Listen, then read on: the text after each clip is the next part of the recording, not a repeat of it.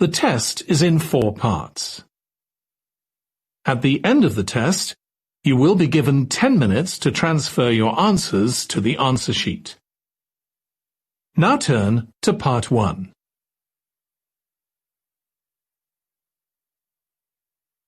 Part 1. You will hear a conversation between a man and a woman at an employment agency. First, you have some time to look at questions 1 to 5.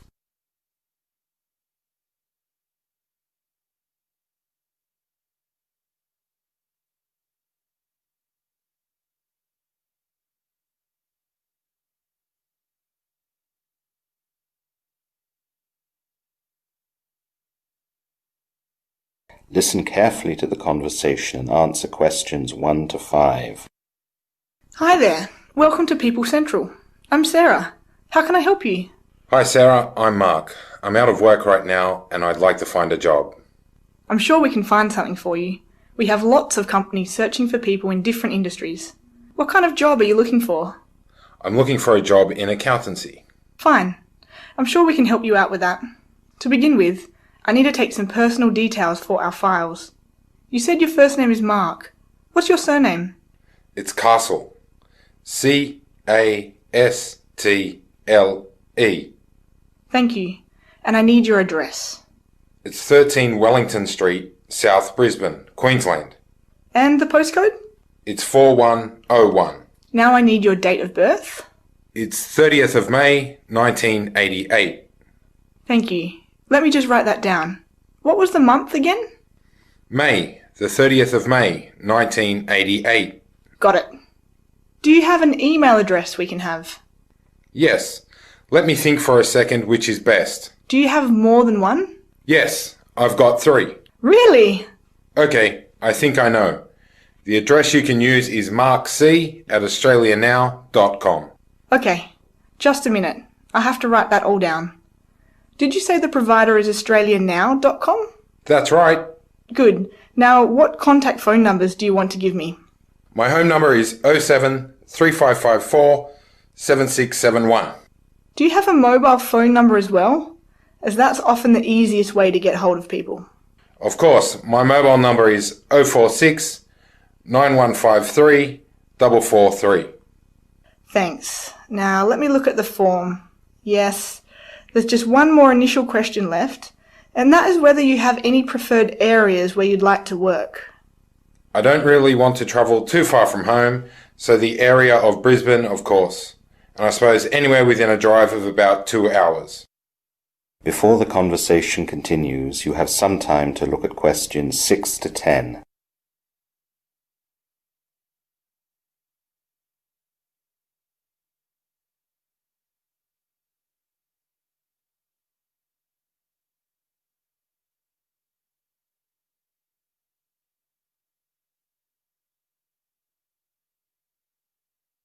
Now listen carefully and answer questions 6 to 10.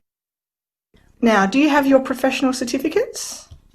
Yes, here you are. They're all in this file. I'll need to make some copies, but our copier is down. Do you mind if I keep them for a day? I have scans of all of them. I can send them to you in a moment from my phone. You can just check the originals now. That's a good idea. I'll do that in a second. Now, we've got a selection of different companies looking for an accountant right now. Let's have a look at this first one. It's a big printing company down the coast called Gold Coast Printing. It's about an hour away, and you can drive there quite easily. I know that company. I can also get a train there quite easily, which I prefer, as it takes away the stress of the drive. I hate driving too far and buses are always too slow for me. Well, that's handy then. So Gold Coast Printing needs someone full-time starting as soon as possible. The working hours are 9 to 5, Monday to Friday. For details about what exactly you'd be doing and the benefits package, you'll need to talk with the company itself. We just get you together. It's certainly a possibility. I've another company here that needs a part-time accountant starting next month. They're an import-export company and they have a Brisbane city centre location. Parking might be a problem, but the bus or tram would get you there easily. Yes, the travel is no headache and it'd be fun to work in the city centre, but I'm not sure about a part-time job. I'll probably need to earn more than that can provide. Yes, that might be a problem. Let's look at the next one then. It's a fishing company called Barracuda, down on the docks at the Brisbane River. They're a small family firm and they need a full-time accountant to help them with their expansion. That would be very interesting, but I usually prefer larger companies. When it's a small company, there can often be problems with personal relationships. Well, that's the 3 possibilities that we have right now, though I know we might be getting some more next week. Well, I was quite interested in Gold Coast Printing. I can get in contact with them and then see what comes in next week. Okay, I'll set up a meeting for you with them. By the way, do I need to pay you anything for placing me? The company who we place you with will pay us, but you aren't charged any commission at all. Oh good, that's great for me. That is the end of part 1. You now have 1 minute to check your answers to part 1.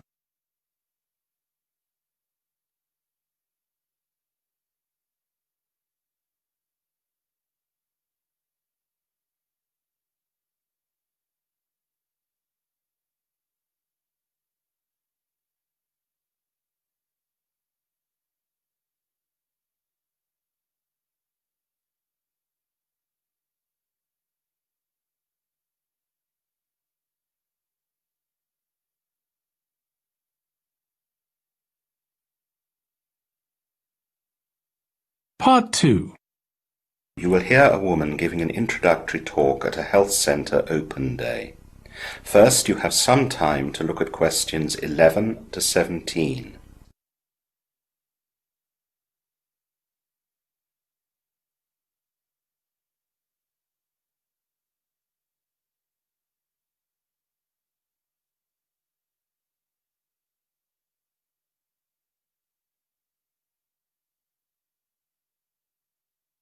Now listen carefully to the information talk and answer questions 11 to 17. Welcome everyone today to the Sway Road Health Centre's open morning. My name is Lucy and I'm a nurse based at the health centre. I'd first like to tell you a little about the health centre. We have 6 doctors who work here full-time and we are part of the district's medical services to those who live within our practice area. Currently, we have just in excess of 7,000 patients registered here. The patients are served from our centre here in Sway Road, but we also have a secondary centre in Church Road to ease congestion here and to make it easier for patients who live in that part of town. To register with us, please come during opening hours, bringing a photo ID, a proof of residence address dated within 3 months of your application, and your medical card, if you have one. If you don't, we'll ask you to fill out a registration form. We will ask for your preference for your doctor, and we will try to comply, although this is not always possible. When applying, the reception staff will ask you for your medical history, and they will also ask a nurse to take a blood sample. It's unusual that we would turn anyone down, and you can see a doctor as soon as you've registered. Your updated medical card will be posted to you as soon as possible. If you want to make an appointment with us, this should be made by telephone and not by email. We have email, but due to the large amount we receive, some do not get read fast enough, and appointments are not made in time. Calls can be made to our centre during our opening hours, which are 8 a.m. to 1 p.m. and 2 p.m. to 7 p.m, Monday to Friday. Between 1 and 2 p.m, the centre is closed, except for emergency calls only. We are closed on Saturdays, Sundays, and on public holidays. If you do have an emergency, we would stress that a serious one would be better served by going to hospital or by calling an ambulance. Our practice supports the training of medical students, and you might be asked whether your visit to a nurse or doctor can be done with a student present. There is no obligation for you to accept this, and the student will not be present if you prefer to have your consultation in private. Our surgery offers a complete travel service, including a full range of vaccinations. The wide diversity of destinations and the increased popularity of adventure holidays increase the risk to your health, which in turn makes the service we provide increasingly complex. Ask for a travel risk form at reception or download it from our website and hand it in to our reception as soon as you've booked your holiday. Our nurse will review the form and advise you on the vaccinations you should have. It's also a good idea to keep a vaccination card, so you have a record of what you have had over the years. Vaccinations must be paid for on the day of administration, unless you are covered by a health insurer. You now have some time to look at questions 18 to 20.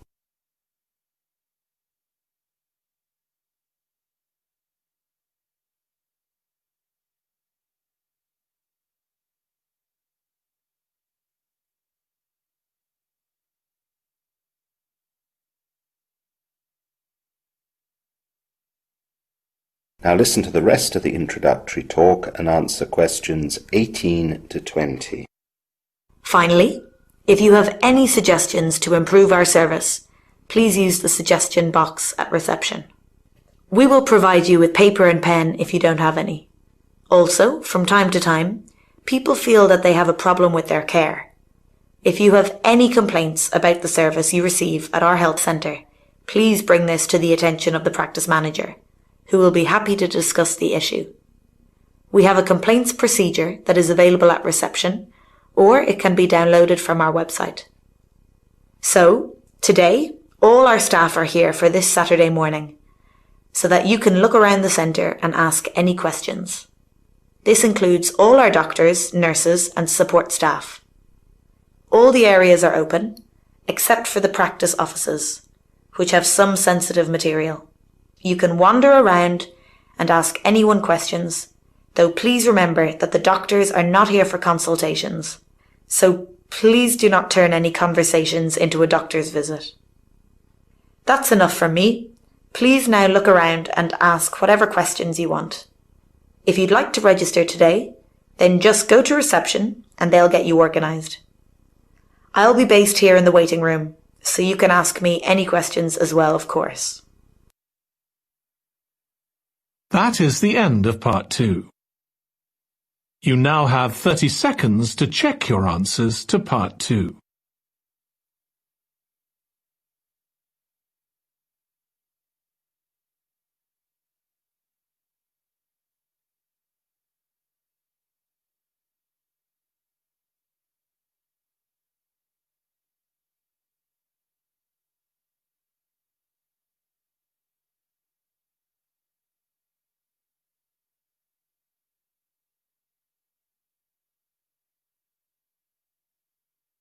Part 3.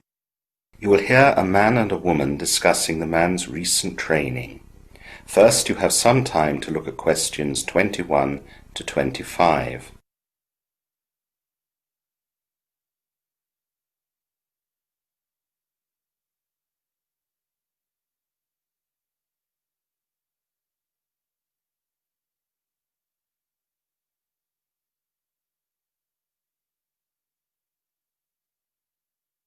Now listen carefully and answer questions 21 to 25. Hi Kevin, welcome back. Hi Christine, thanks. It's good to be back. Do you have a moment? I want to get some feedback about the training you've been on. Of course, I have a meeting in 20 minutes, but I'm free until then. So, you were away for 3 nights. Was the accommodation okay? Well, the room was clean and it was serviced every day before I got back. It was a little bit noisy as the side of the hotel where I was sleeping was quite near a train line, so every time a train passed I could hear it quite clearly. Trains weren't that common at night though, so it didn't disturb me too much. I see. Well, next time we book that hotel, we'll request a room away from that side. Did you find the conference centre where the training was easily? The directions they gave me were atrocious. I ended up being half an hour late on the first day. The directions instructed me to take a road that went the other way. It was only when I stopped at a petrol station and asked for directions that I was able to get back on the right road. Didn't you have a sat-nav? I did, but the charging cable had broken and it wasn't working that morning. If it had been working, then there would have been no trouble at all. Were they okay that you were so late on the first day? Some of the other trainees gave me looks, but the trainer wasn't worried and she was very apologetic about the problems. She even phoned her boss to complain at the first break and told me they would fix things immediately. That's more like it. Yes, and that really summed up the trainer. Nothing was too much trouble for her. She was also extremely knowledgeable about her subject and skilled at getting her ideas across. A natural teacher, I'd say. I'm happy about that. At my last training, the trainer was just awful. He was late, he hadn't prepared, and he plainly didn't care about any of the trainees. Oh, that does sound awful. Was everything okay at the conference centre? Well, the internet connection was a bit slow, which was annoying as I wanted to keep in contact with the office. It didn't really affect the software training though, as we didn't need to go online very often. The training room had everything that was needed, though it would have been nice to have drinks there. These places are all air-conditioned and it can make you very dry. The food was fine and the place was clean and tidy. How were the other trainees? Well, I got a bit of a frosty reception when I first arrived because of my lateness, but they soon warmed up after they heard the reasons and were fantastic. We all became very friendly. Did you all have the same knowledge level? Yes, pretty much. It was really good in that way, as we all shared the same problems and so we could discuss things and learn from each other. It was actually really productive and the best part of the training. We swapped contact details so that we can keep in touch and help each other with the new software installations. It's often the way that contacts can be just as productive as the training. Yes, exactly. You now have some time to look at questions 26 to 30.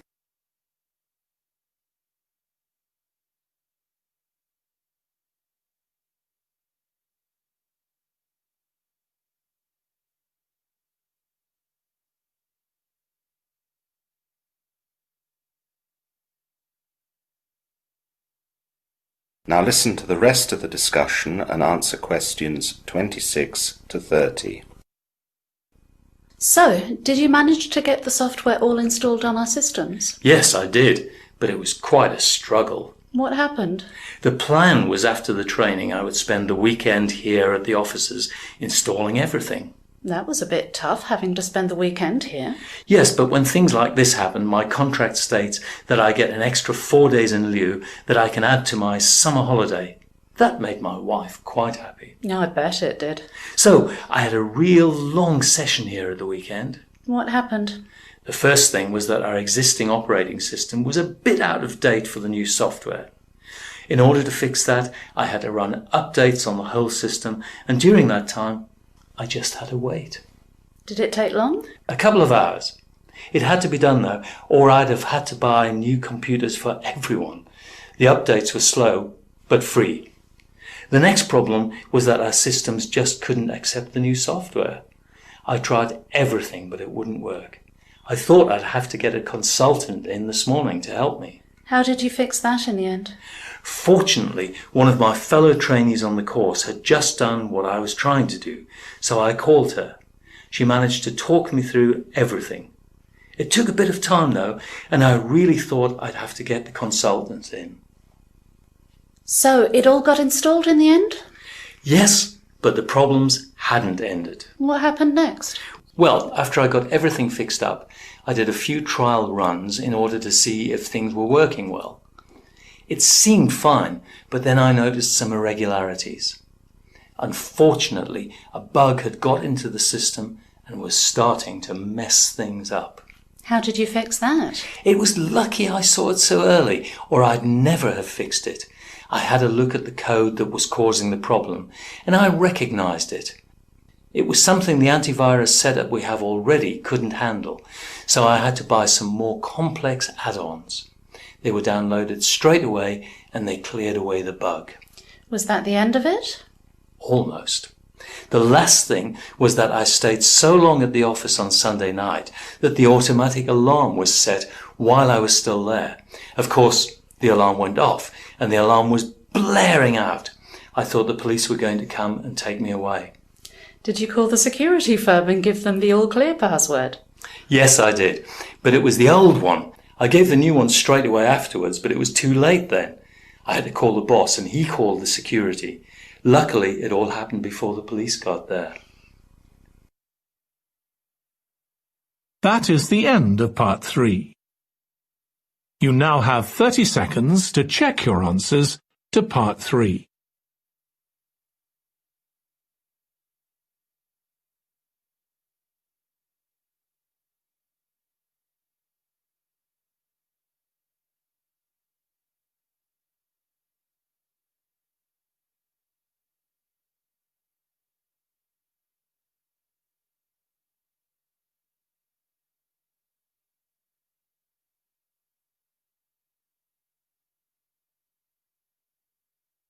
Part 4.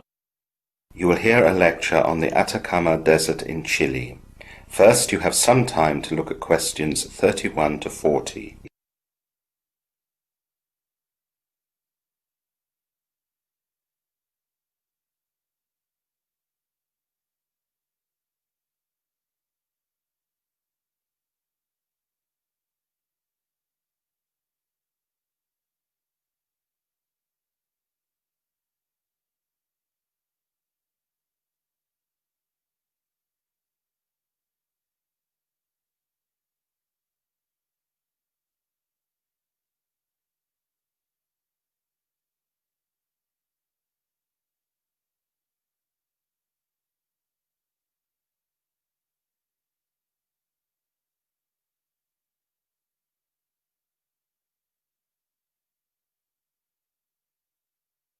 Now listen carefully and answer questions 31 to 40. Good morning everyone, and welcome to this lecture on geography. We are going to continue our focus on deserts and desertification, and today we'll look at the phenomenon of rain shadow deserts. As an example, we'll have a look at the Atacama Desert, the highest and driest desert in the world. The centre of the Atacama Desert is known as the driest place on Earth. The reason for the Atacama's aridity is due to its special geographical conditions, which create what is known as a rain shadow over the area. Rain shadow deserts are formed because tall mountain ranges prevent moisture-rich clouds from reaching areas on the other side of the range. In the case of the Atacama Desert, winds coming off the Atlantic Ocean carry moisture towards the Andes. The mountains cause the moist air to rise until condensation causes the moisture to be released as rain. As all this moisture is released from the cloud, only dry air moves over the top of the Andes. Any wind that comes off the Pacific towards the Atacama Desert is too cool to retain any moisture. The result is that nearly all the air above the Atacama is too dry to create any rain, and it is this that is known as a rain shadow. One unexpected benefit of the rain shadow over the Atacama and the desert's high altitude is that it creates an unusually clear sky, and so the area is ideal for the observation of space. Last year, the US National Science Foundation inaugurated the Atacama Large Millimeter Array, one of the world's most powerful telescopes. The telescope comprises 66 antennas that will provide high-resolution images of the earliest galaxies in the distant universe, as well as the formation processes of planets circling stars in our own Milky Way galaxy. Scientists from around the world will have the opportunity to explore such objects as they never could before, with an array of telescopes more than 100 times more powerful than any previous millimeter arrays. The Atacama Desert of Chile covers the northern third of the country, stretching more than 1,000 kilometers. Straddling the southern border of Peru, it is bound on the west by the barren hills on the Pacific coast, and it extends east into the Andes Mountains. At an average elevation of about 4,000 meters, it is not only the highest desert in the world, but also one of the coldest, with temperatures averaging between 0 and minus 25 degrees Celsius. The plant and animal life in the Atacama survive under perhaps the Earth's most demanding conditions. Local populations have relied on some of the species of plant for medical purposes for generations. Animal life is very rare in this desert, though there are a few insects and lizards to be found. Mice and foxes are also present, but in very small numbers. In spite of its inhospitable environment, the Atacama Desert has a variety of natural resources, and the Atacama was one of Chile's chief sources of wealth until the First World War.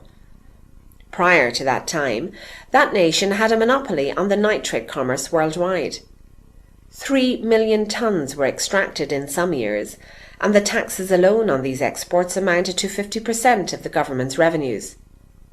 Currently, the Atacama Desert is littered with approximately 170 abandoned nitrate mining towns, almost all of which were shut down decades after the invention of synthetic nitrate in Germany at the turn of the 20th century.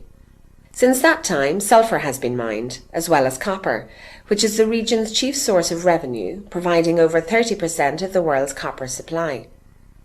The Atacama border dispute between Chile and Bolivia began in the 1800s over these resources.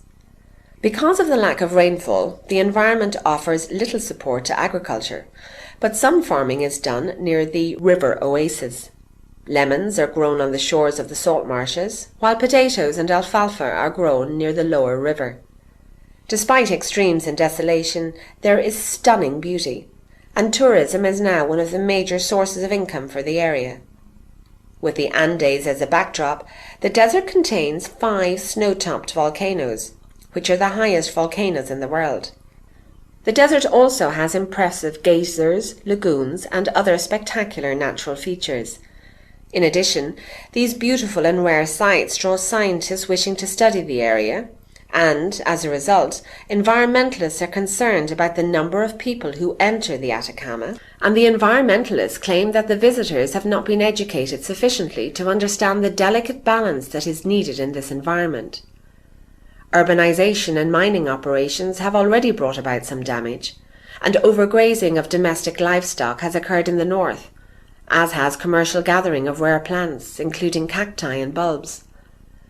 It's hard enough for plants to grow in this area as it is, without having their growth cycles broken up by humans. That is the end of part 4. You now have 1 minute to check your answers to part 4.